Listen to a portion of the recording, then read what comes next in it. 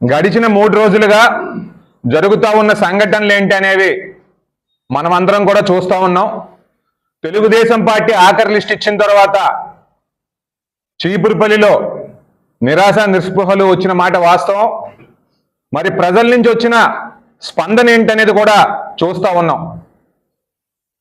కొన్ని ప్రతిస్పందనలు గుండెకి హత్తుకున్నాయి. నాగార్జున అనే వ్యక్తి చీపురుపల్లి నియోజకవర్గమే కాదు, ఈ 7 నియోజకవర్గాలే కాదు, ఈ 2 జిల్లాల్లో కూడా ఎంతమంది గుండెల్లో ఉన్నారు అనేది నాకు కూడా ఈ సంఘటన జరిగిన ద్వారానే తెలుస్తూ ఉంది. ఎంతో మంది ఫోన్ చేసి మీరు చాలా కష్టపడ్డారు, మీకు మంచి భవిష్యత్తు ఉంది అని చెప్పి భగవంతుని ప్రార్థిస్తూ ఉన్నామని కూడా చెప్తా ఉన్నారు.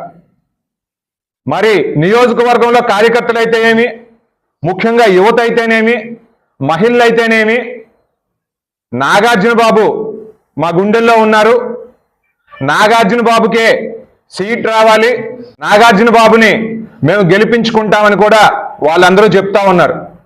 అదే రకంగా దేశ విదేశాల్లో ఉన్న కొంతమంది తెలుగు వాళ్ళు కూడా సోషల్ మీడియాలో రకరకాల మెసేజ్లు సపోర్ట్ చేస్తూ పంపించడం అనేది జరిగింది. ముఖ్యంగా నిన్న విజయనగరం పట్టణం నుంచి ఒక మహిళ ఫోన్ చేసి, బాబు నీ నెంబర్ ఎవరి దగ్గర తీసుకుని మాట్లాడేస్తున్నాను, నా పిల్లవాడికే, నా కుర్రవాడికే కనుక ఇంత కష్టం వచ్చిందంటే నేను ఎంత బాధపడతాను అని చెప్పి నా కళ్ళల్లో నీరు వచ్చాయి, అందుకోసమే ఫోన్ చేశాను అని చెప్పి ఆమె కూడా ధైర్యం చెప్పడం అనేది జరిగింది.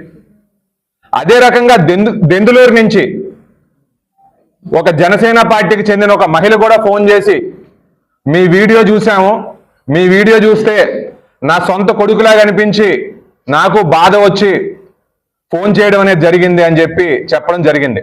కాబట్టి విషయాలన్నీ ఎందుకు చెప్తా ఉన్నాను అంటే, జనాల్లో ఎంత ప్రతిస్పందన వచ్చింది అంటే 4 సంవత్సరాల 10 నెలలుగా క్షేత్రస్థాయిలో నేను ఎంత కష్టపడ్డాను అన్నది ఒక నిర్వచనం. ఇదంతా కూడా ఇంతమంది గుండెల్ని నేను తాకాను అన్నది నాకు చాలా సంతోషకరం.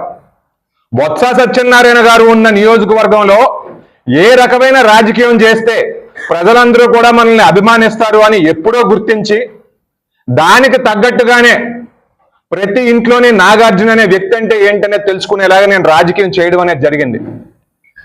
మరి ఈ విషయాలన్నీ కూడా ఒక ఎత్తు అయితే, నిన్న నారా లోకేష్ గారు ఆఫీస్ నుంచి ఫోన్ రావడం అనేది జరిగింది. 1-on-1 మీటింగ్ కోసం అక్కడికి రమ్మని చెప్పడం అనేది జరిగింది. మరి మా కార్యకర్తలు, నాయకులు అందరితో కూడా ఇదే విషయం చర్చించడం అనేది జరిగింది. నారా లోకేష్ గారి దగ్గరికి వెళ్ళి ఇక్కడున్న వాస్తవ పరిస్థితులు ఏంటి అనేవి తెలియజేస్తాం. అదే రకంగా చీపురుపల్లి సీటు గురించి పునరాలోచించమని చెబుతూ చీపురుపల్లి సీటు మనకే తిరిగి రాబోతా ఉందన్న నమ్మకం కూడా నాలో ఉందని చెప్పి ఈ సందర్భంగా తెలియజేసుకుంటున్నాను. కాబట్టి మీడియా మిత్రుల ద్వారా ఈ విషయం అందరికీ తెలియజేస్తూ సెలవు తీసుకుంటున్నాను.